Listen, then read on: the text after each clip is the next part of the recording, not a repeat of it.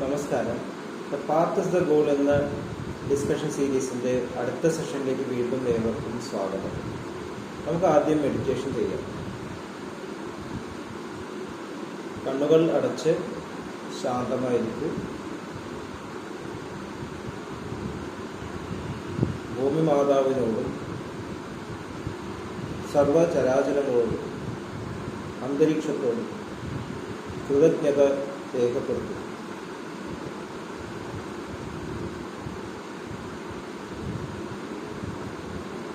ഭൂമി മാതാവിൽ നിന്നുമുള്ള healing energy കാലുകളിലൂടെ പ്രവേശിച്ച് ശരീരം മുഴുവൻ വ്യാപിക്കുന്നതായി, ശരീരത്തിലെ എല്ലാ ഭാഗങ്ങളെയും എല്ലാ കോശങ്ങളെയും റിലാക്സ് ചെയ്യാൻ സഹായിക്കുന്നതായി അനുഭവിക്കും.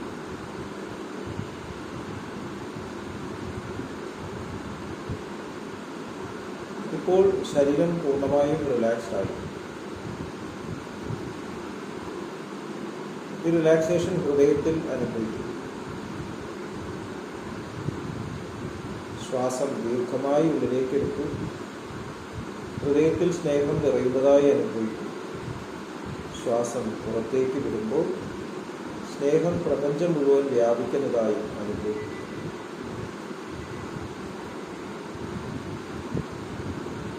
ഹൃദയത്തിൽ കുടികൊള്ളുന്ന സ്നേഹത്തിൻ്റെ സ്രോതസ്സിൽ നിന്നും ഉദ്ഭവിക്കുന്ന ദിവ്യപ്രകാശം മനസ്സിനെ ആകർഷിക്കുന്നതായി അനുഭവിക്കും.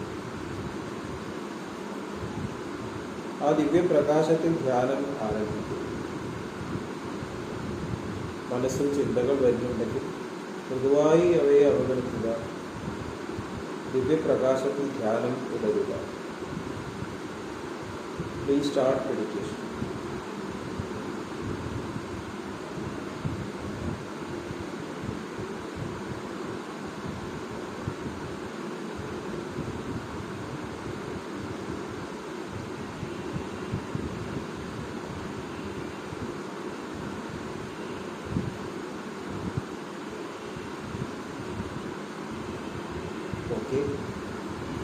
കണ്ടീഷൻ ഹൃദയത്തിൽ നിലനിർത്തി പതുക്കെ കണ്ണുകൾ തുറക്കും. എല്ലാവരെയും ആർദ്രമായി ഹാർട്ട്ഫുൾനെസ് സഹജമാർ മെഡിറ്റേഷൻ സിസ്റ്റത്തിലേക്ക് സ്വാഗതം ചെയ്യും.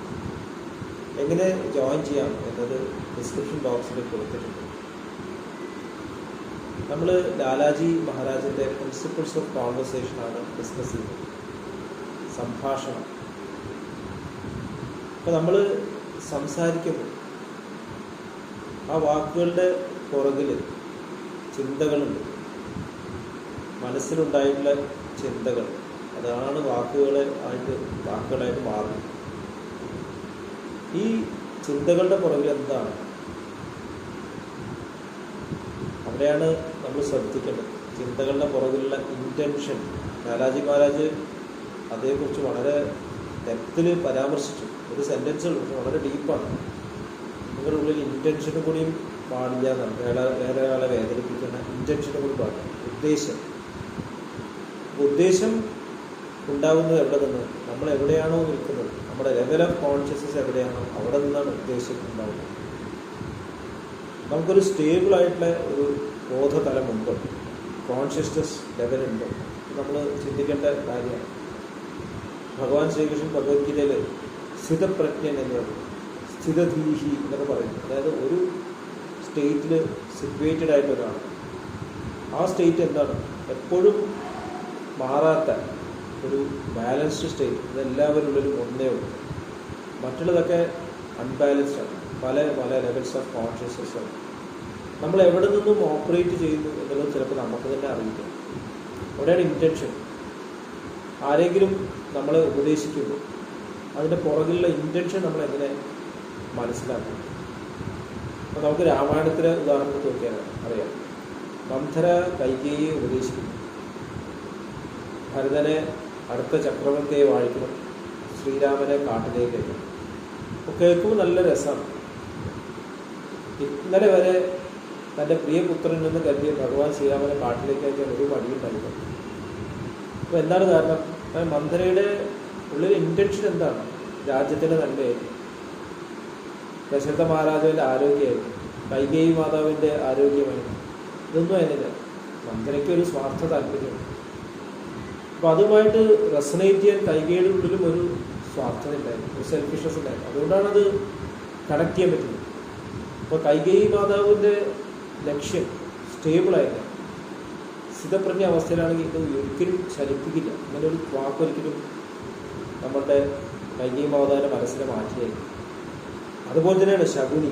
മഹാഭാരതത്തിൽ ശകുനി ദുര്യോധനനെ ഉപദേശിക്കും. ശകുനിയുടെ ഇൻറ്റൻഷൻ എന്തായിരുന്നു? രാജ്യത്തിൻ്റെ നന്മയായിരുന്നു, ദുര്യോധനൻ്റെ നന്മയായിരുന്നു. ഒരിക്കലുമല്ല, തൻ്റെ സ്വാർത്ഥ താല്പര്യങ്ങളായിരുന്നു. അപ്പോൾ ദുര്യോധനന് എന്തുകൊണ്ട് ഇത് റെസനേറ്റ് ചെയ്യാൻ സാധിച്ചു? കാരണം ദുര്യോധനൻ്റെ ഉള്ളിലും സ്വാർത്ഥ താല്പര്യങ്ങളുണ്ട്. അപ്പോൾ ഇത് രണ്ട് പരസ്പരം യോജിച്ചു. ഇതേപോലെ തന്നെ ദുര്യോധനനും കർണനും തമ്മിലുള്ള റിലേഷൻ നോക്കും. കർണൻ സൂതപുത്രനാണെന്ന് എല്ലാവരും കളിയാക്കിക്കൊണ്ടിരിക്കും. കർണൻ ഞാനൊരു ക്ഷത്രിയനാണെന്ന് പ്രൂവ് ചെയ്യണം, ഞാൻ വലിയൊരു വില്ലാളി വീരനാണെന്ന് പ്രൂവ് ചെയ്യണം, അർജുനന് സമമാണെന്ന് പ്രൂവ് ചെയ്യണം.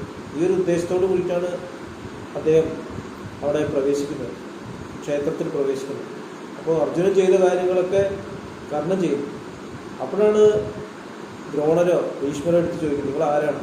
നീ ഒരു സൂതപുത്രനാണ്, സൂതപുത്രൻ ഇതിൽ പാർട്ടിസിപ്പേറ്റ് ചെയ്യാൻ അധികാരമില്ല എന്ന് പറഞ്ഞിട്ട് കർണനെ മാറ്റിയാണ്.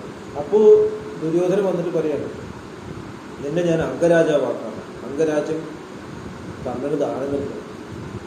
അപ്പോൾ നമ്മൾ ദാനം ലഭിച്ച ഒരു രാജ്യം സ്വീകരിക്കാൻ പാടില്ല, നമുക്ക് അതിന് അർഹതയുണ്ടോ? രാജ്യം പൈതൃകമായിട്ട് വരാം, അല്ലെങ്കിൽ ഇപ്പോൾ ഡെമോക്രസിയിലൂടെ എലക്ട് ചെയ്ത് വരാം. അപ്പോൾ നമ്മൾക്ക് അതിനുള്ള അർഹതയുണ്ടോ എന്ന് ചിന്തിക്കാതെ ഒരു കാര്യം ഏറ്റെടുക്കുന്നു. എൻ്റെ പുറകിലെ ഉദ്ദേശം, കർണൻ ആ ഉദ്ദേശത്തെ പറ്റി ചിന്തിച്ചില്ല. തൻ്റെ സെൽഫിഷ്നെസ്, എനിക്ക് അർജുനൻ്റെ പോലെ ആവണം, എനിക്കും ഒരു ക്ഷത്രിയനാണെന്ന് പ്രൂവ് ചെയ്യണം, ക്ഷത്രിയൻ്റെ പോലെ തന്നെയാണെന്ന് പ്രൂവ് ചെയ്യണം. അപ്പോൾ അതുകൊണ്ട് ദുര്യോധനൻ്റെ ഈ സ്വാർത്ഥതയുമായിട്ട് അത് ലിങ്ക് ചെയ്യും. അതുകൊണ്ട് കർണൻ വീഴുകയാണ്. കർണൻ ഇത്ര മഹാനായിട്ടുള്ള ആളായിട്ടും വീണെന്നുകൊണ്ടാണ് ആ ഒരു പേഴ്സണാലിറ്റിയെ ടച്ച് ചെയ്യാൻ ദുര്യോധനന് സാധിച്ചു. അപ്പോൾ നമ്മളോടും ആൾക്കാർ സംസാരിക്കുമ്പോൾ നമുക്ക് ആ ഇൻറ്റൻഷൻ മനസ്സിലാക്കാനുള്ള ആ ഒരു കഴിവ്, അതെങ്ങനെ മനസ്സിലാവുക? നമ്മൾ ബാലൻസ്ഡാണ്. നമ്മുടെ ഉള്ളിൽ സെൽഫിഷ് ഇൻറ്റൻഷൻസ് ഇല്ലെങ്കിൽ വേറെ ആൾക്ക് നമ്മൾ ഇൻഫ്ലുവൻസ് ചെയ്യാൻ സാധിക്കില്ല. നമുക്ക് സ്വാർത്ഥതയില്ല. ഞാൻ എൻ്റെ ജീവിതത്തിൽ എൻ്റെ നന്മ മാത്രം, എൻ്റെ പെർഫെക്ഷൻ മാത്രമാണ് ചിന്തിക്കുന്നത്. എനിക്ക് എൻ്റെ ഗുരുനാഥനെ പോലെയാണ്, സഹജമാർഗത്തിൽ മാസ്റ്റർ പോലെ ആയിരിക്കും, ഈ ലക്ഷ്യം മാത്രമേ ഉള്ളൂ. അപ്പോൾ ആരെങ്കിലും എന്തെങ്കിലും വന്ന് പറയുമ്പോൾ ഉടനെ തന്നെ വ്യതിചലിക്കാതെ ഈ പ്രവൃത്തി എന്നെ മാസ്റ്ററിലേക്ക് അടുപ്പിക്കുകയാണോ അതോ ദൂരേക്ക് കൊണ്ടുപോകണം, എൻ്റെ സ്വാർത്ഥതയാണ് അവിടെ കടന്നു വരുന്നത്. സിമ്പിളാണ്. ക്ലീൻ ചെയ്യൂ, സെൻറ്റർ ചെയ്യൂ, ഉള്ളിലേക്ക് ശ്രദ്ധിക്കും. എന്തിനാണ് ഞാനത് കേട്ടത്, എന്തിനാണ് ഞാനത് കൊടുക്കുന്നത്? അതുകൊണ്ടാണ് ലാലാജി മഹാരാജ് പറഞ്ഞ് ഗോസിപ്സിൽ വിടരുത്. നമ്മൾ പരദൂഷണം പറയുക നമ്മുടെ ഒരു സ്വഭാവമാണ്. ഗോസിപ്പിൽ നിന്നാണ് ഭാഷ തന്നെ ഉണ്ടായതെന്ന് കേട്ടിട്ട്. ഗോസിപ്സിന് ഭാഷ ഉണ്ടാവില്ല, ഭാഷയുടെ ആവശ്യമില്ല. ഗോസിപ്പില്ലെങ്കിൽ എന്തിനാ ഭാഷ? മൃഗങ്ങൾക്ക് ഭാഷയുടെ ആവശ്യമില്ല, കാരണം മൃഗങ്ങൾ ഗോസിപ്പ് ചെയ്യില്ല. മനുഷ്യന് ഭാഷ ആവശ്യമാണ്, കാരണം ഗോസിപ്പ് ചെയ്യണം. എന്തെങ്കിലും ഒരു കാര്യം വേറെ ഒന്നും പറഞ്ഞു കൊടുക്കും, അത് ശരിയാണോ തെറ്റാണോ എന്നുള്ള ചിന്തയില്ല, അത് കൈമാറും. നമ്മൾ കമ്മ്യൂണിക്കേറ്റ് ചെയ്യുന്ന ഭാഷയിൽ മിക്കവാറും ഒക്കെ അർത്ഥസത്യങ്ങളോ അല്ലെങ്കിൽ അസത്യങ്ങളോ ആവും. പൂർണ്ണസത്യം ഒരിക്കലും വാക്കുകൂടെ പറയാൻ പറ്റില്ല. ഇപ്പോൾ ലാംഗ്വേജ് തന്നെ ഗോസിപ്പാണ്, പക്ഷേ അതിൽ നമ്മൾ ഇൻറ്റൻഷൻ ഇമ്പ്രൂവ് ചെയ്യാൻ പറ്റും. നമ്മുടെ ഉള്ളിലേക്ക് സെൻറ്റർ ചെയ്തിട്ട് കേൾക്കുന്നത് ലോക നന്മയ്ക്ക് വേണ്ടിയിട്ടാണോ അതോ അവരുടെ ആവശ്യത്തിന് വേണ്ടിയിട്ടാണോ? അപ്പോൾ നമ്മളൊരു ജോലിക്ക് അപേക്ഷിച്ചു എന്ന് വിചാരിക്കും, ആരെങ്കിലും വന്നിട്ട് ഉപദേശിക്കണം, എടാ നീ എന്തിനാണ് ആ ജോലിക്ക് പോകുന്നത്, നീ ഇവിടെ തന്നെ നിന്നാൽ പോലെ, നല്ലതാണല്ലോ, എന്താണ് അദ്ദേഹത്തിൻ്റെ ഉദ്ദേശം? ചിലപ്പോൾ അസൂയായിരിക്കും, നമ്മൾ നന്നായി പോകുന്നുണ്ടോ എന്നുള്ള ചിന്ത, എന്നെ പോലെ ആയി മാറുന്നുണ്ടോ, നിനക്കതൊന്നും പറ്റുമെന്ന് തോന്നില്ല, നീ അതൊന്നും ചെയ്യണ്ട എന്ന് പറയുമ്പോൾ എന്താണ് പുറകിൽ ഉദ്ദേശം? തൻ്റെ പോലെ ആയാൽ മതി, എന്നെക്കാളും നന്നാവണ്ട, തറവാടിൻ്റെ പൈതൃകം എന്നൊക്കെ പറയുന്നത് എന്താണ്? എനിക്കൊന്നും ആവാൻ പറ്റില്ല. പലപ്പോഴും ഇൻസ്റ്റിറ്റ്യൂഷൻസിലൊക്കെ ഈ തടസ്സം വരാറുണ്ട്.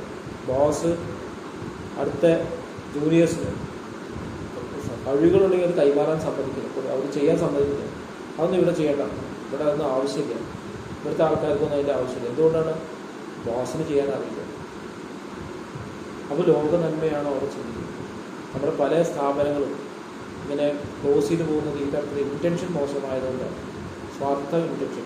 എനിക്ക് വല്ലതും കിട്ടുമോ ഇത് ചെയ്താൽ, ആ ഉദ്ദേശത്തിലും പറയാം ഇതിപ്പോൾ ചെയ്യണ്ട എന്ന് പറയുന്നത് എന്തുകൊണ്ടാണ്? എനിക്കൊന്നും കിട്ടിയിട്ടില്ല, അത് കിട്ടിക്കഴിഞ്ഞാൽ ഇനി ചെയ്യാം എന്നും പറയും. അങ്ങനെയാണ് ഇവിടെ കാര്യങ്ങൾ നടക്കുന്നത്. അപ്പോൾ മോശമായ കാര്യങ്ങൾ പെട്ടെങ്ങനെയാണ് നല്ലതായി മാറിയത്? കാരണം അവിടെ അവരുടെ സ്വാർത്ഥ താല്പര്യത്തെ നമ്മൾ വകവെച്ച് കൊടുക്കും. അപ്പോൾ ഇൻറ്റൻഷൻ മാറുക എന്നുള്ളതാണ് നമ്മുടെ പ്രധാന കാര്യമെന്ന് എനിക്ക് തോന്നുന്നു. നമ്മുടെ ഇൻറ്റൻഷൻ മാറുന്നത് എങ്ങനെയാണ്? നമ്മുടെ ലെവൽ ഓഫ് കോൺഷ്യസ്നസ് ഉയർന്നു എന്ന് വരണം. എപ്പോഴും നമ്മൾ ലക്ഷ്യത്തിൽ കണക്ട് ലക്ഷ്യത്തിൽ എത്തിച്ചേർന്നു എന്നുള്ളൊരു സ്റ്റേറ്റ് ഇല്ല, കണക്റ്റഡ് ആവുക എന്നുള്ള സ്റ്റേറ്റ് മാത്രമേ ഉള്ളൂ. ഒരിക്കലും ലക്ഷ്യത്തിൽ എത്തിച്ചേർന്നു എന്ന് പറഞ്ഞ് നിർത്താൻ പറ്റില്ല. അങ്ങനെ വരുമ്പോൾ അത് വീണ്ടും ഞാൻ എത്തി എന്നുള്ളൊരു സ്വാർത്ഥതയും അഹംഭാവമായിട്ട് മാറുന്നു. എപ്പോഴും ലക്ഷ്യത്തിലേക്ക് ശ്രദ്ധിക്കുക. അവിടെയാണ് ഗുരുപരമ്പരയുടെ പ്രാധാന്യം. എന്ത് ചെയ്യുമ്പോഴും ഞാൻ അദ്ദേഹത്തെ പോലെ ആയിത്തീരുന്നു, അദ്ദേഹം പറയുന്ന പോലെ ഞാൻ ചെയ്യുന്നില്ല. അപ്പോഴും ഒരു സെൽഫ് കറക്ഷൻ, ഇതൊരു വിനയം വരാൻ ഇതിനേക്കാളും നല്ലൊരു വഴിയില്ല എന്നാണ് തോന്നുന്നത്. അപ്പോൾ ഇനി സംഭാഷണം നടത്തുമ്പോൾ അല്ലെങ്കിൽ സംഭാഷണങ്ങൾ കേൾക്കുമ്പോൾ ഇൻറ്റൻഷൻ ശ്രദ്ധിക്കുക. സംസാരിക്കുന്നതിന് മുമ്പേ സെൻറ്റർ ചെയ്യുക, കേട്ടിട്ട് തീരുമാനങ്ങൾ എടുക്കുന്നതിന് മുമ്പേ മെഡിറ്റേറ്റ് ചെയ്യുക, സെൻറ്റർ ചെയ്യുക, ഉള്ളിലേക്ക് ശ്രദ്ധിക്കുക. തീർച്ചയായിട്ടും നമുക്കതൊരു കറക്ഷനുള്ള വഴിയായിരിക്കും. അടുത്ത സെഷൻ വരയ്ക്ക് വിട കാണുന്നു. നന്ദി, നമസ്കാരം.